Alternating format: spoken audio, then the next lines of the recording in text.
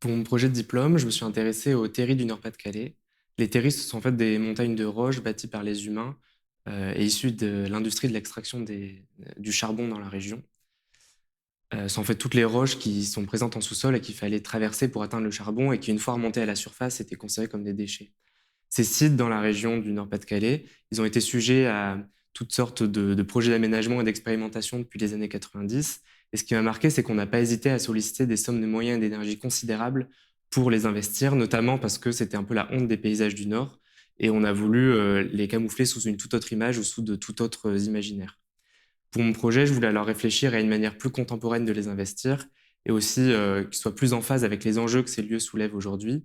Et pour ça, j'avais envie de repartir du terrain, des ressources qui les composent et qui leur sont intrinsèques, pour, à partir de leur matière, de leur énergie, de leur imaginaire, concevoir une nouvelle manière de les habiter.